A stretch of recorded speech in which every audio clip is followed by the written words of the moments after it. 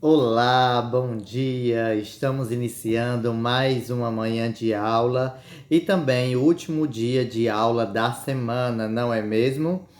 Espero que você tenha gostado dessa semana, espero que tenha sido tudo tranquilo, tenha dado tudo certo para você, certo? Nos estudos, que você tenha se dedicado bastante, certo?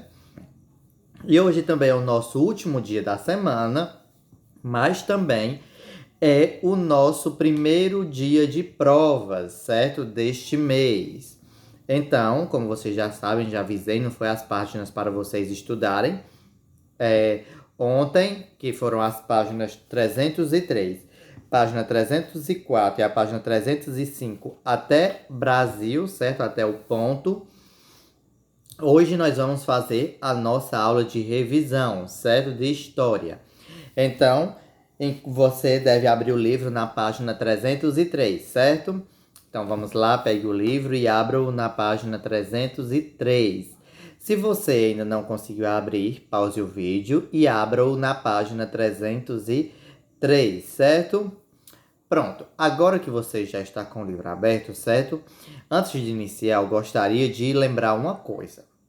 A gente sabe que enquanto você está em casa, está mais difícil os estudos, certo? Não é a mesma coisa da sala de aula, certo? Não chega nem perto, mas infelizmente a situação exige que o nosso ensino seja desta maneira, certo? Mas o que eu quero com isso, professor? A gente já sabe disso, o senhor já falou sobre isso. Mas eu gostaria de falar novamente, certo?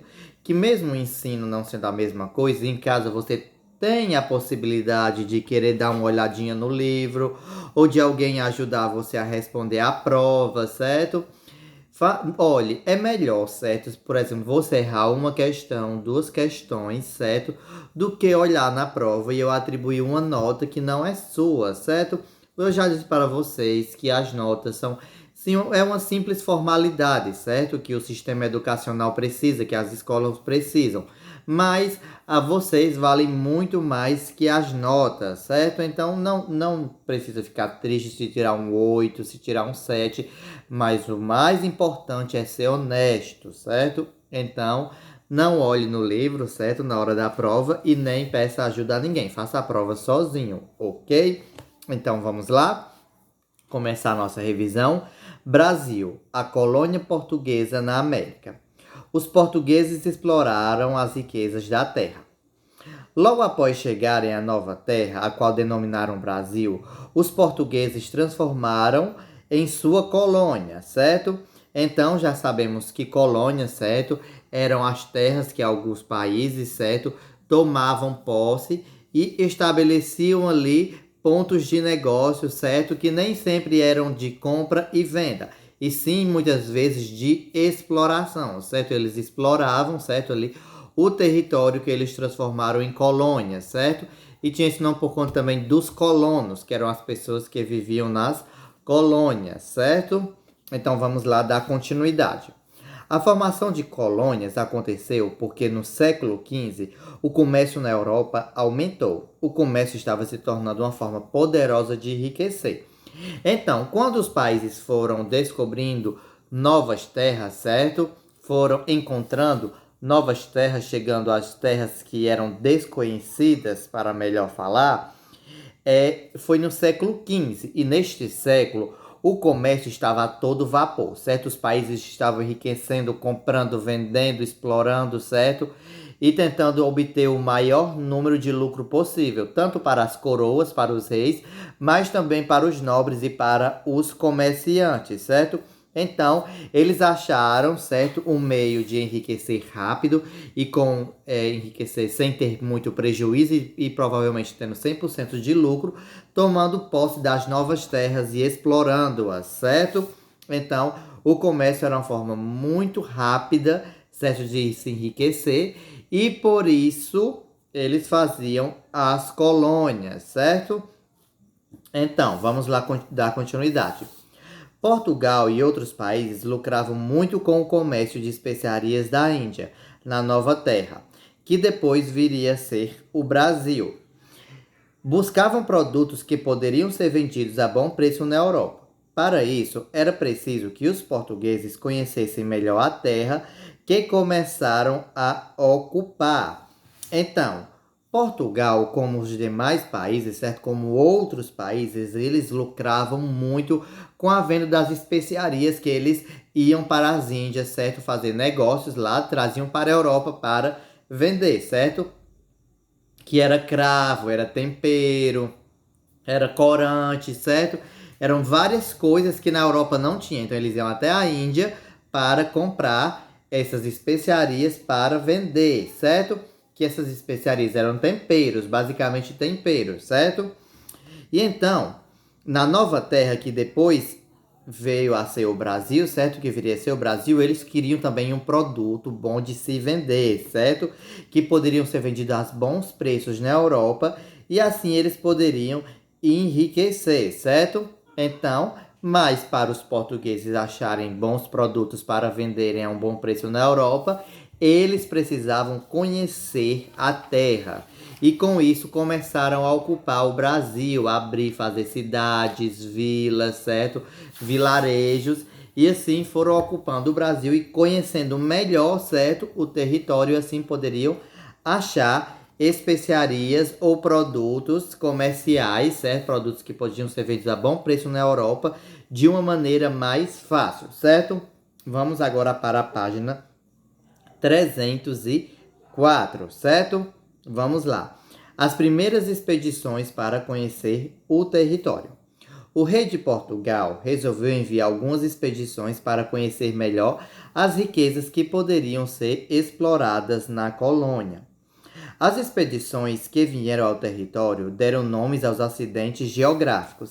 Em geral, escolhia-se o nome do santo do dia para para os importantes pontos da geografia brasileira, que iam sendo identificados. No entanto, os portugueses também nomearam alguns acidentes geográficos, rios e regiões com os mesmos nomes usados pelos indígenas.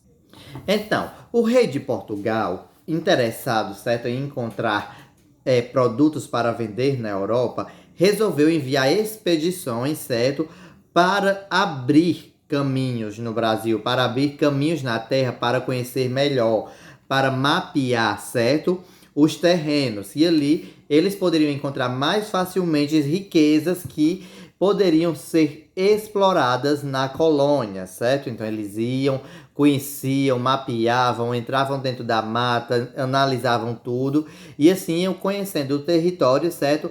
Para encontrar coisas para ser vendidas na Europa. E as expedições que vieram ao território, certo? Já batizaram os nomes, certo? Deram nomes aos acidentes geográficos. Aqueles que nós estudamos em geografia, como montanhas, serras, depressões, também estudamos rios, certo? Então, eles iam nomeando, certo? Os nomes desses locais a partir do nome do santo do dia, como eu já disse para vocês, que na Igreja Católica todo dia comemora-se um santo, certo? Então eles pegavam o santo daquele dia e davam nome para aquele local, certo? Era, por exemplo, eles chegaram lá no Pernambuco, encontraram, certo, por exemplo, um cabo, ok? E colocaram o nome de Cabo de Santo Agostinho, certo? E também, do mesmo jeito, eles iam nomeando outros locais com nomes de santo. Mas também, eles também nomeavam com os nomes indígenas, os nomes que os indígenas já davam, certo?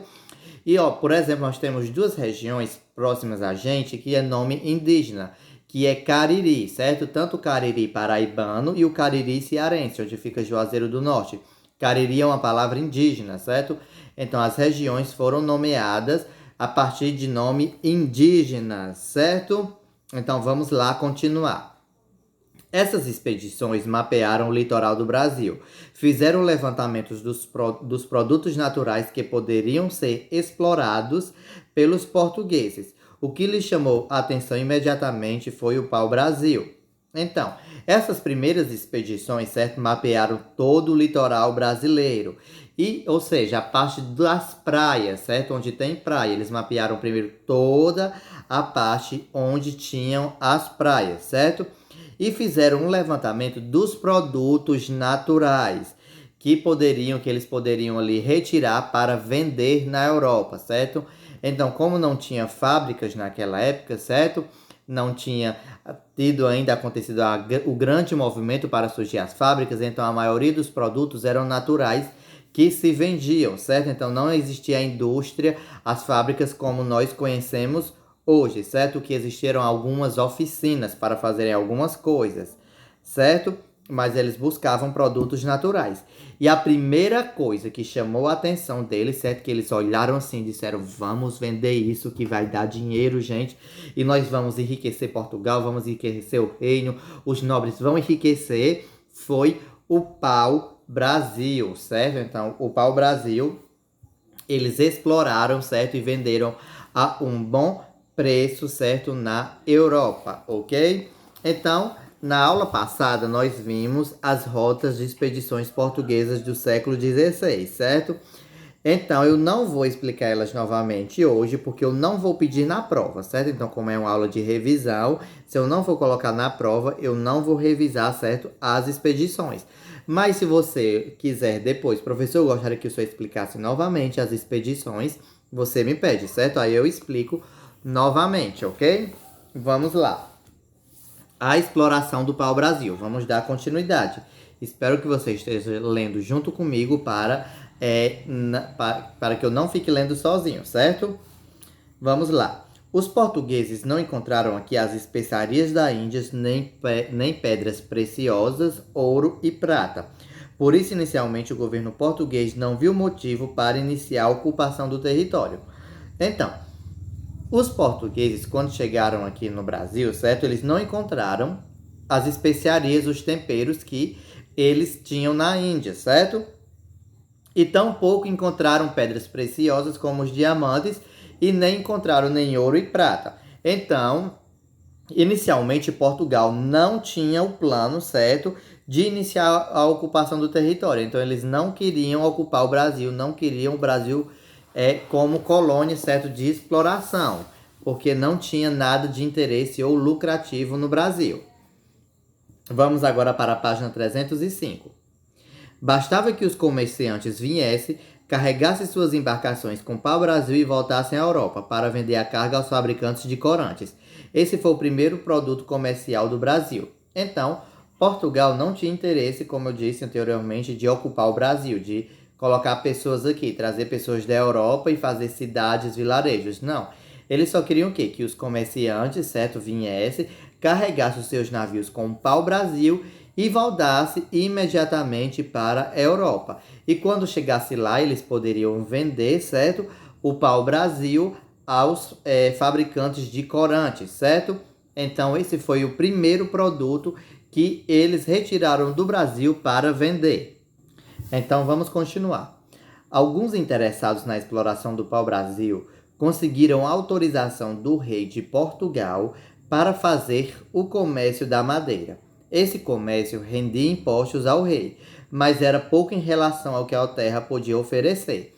Então, tinham pessoas que estavam interessadas, certo, no comércio e na exploração do pau-brasil. Então, eles pediram ao rei, certo, para vender e para comercializar o pau-brasil, porque precisava da autorização do rei, certo, para vender alguma coisa, para se retirar alguma coisa das suas terras, das suas colônias. Então, o rei autorizou o comércio da madeira do pau-brasil, certo? O comércio, é claro, rendia impostos, certo? Nós já estudamos, impostos nós vimos em geografia, certo? Que é de onde os governantes tiram, certo? O dinheiro para financiar os serviços públicos. E o imposto era pouco, certo? Em relação ao que as terras brasileiras poderiam oferecer. Vamos lá continuar. Mesmo assim, a quantidade de árvores de pau-brasil que existia no litoral era tanta que o território ficou conhecido como Terra do Brasil e depois Brasil. Então, o Brasil, certo, na região litorânea, na região das praias, existia, certo, muito pau-brasil, muito mesmo, certo? Como no Nordeste existe Jurema, então não tem muita Jurema nas matas, no litoral existia muito pau-brasil. Tanto que aqui logo deixou de ser conhecido como Terra da Santa Cruz e passou a se chamar Terra do Brasil e depois simplesmente Brasil, certo? Por conta da grande quantidade de pau-brasil que tinha no nosso litoral, ok? Então, aqui neste mapa você pode ver, certo, a área de ocorrência do pau-brasil, que vinha desde o litoral paraibano, certo, já no final, junto com Pernambuco, descendo, certo, entrando em todos os outros estados e adentrando, certo, mais para dentro do continente do país, sem ser necessariamente só nas praias, descendo até o litoral de São Paulo, certo? E aqui nesta figura nós temos o pau-brasil, certo? Que era a árvore que predominava, nas matas costeiras do território do Nordeste ao Sudeste.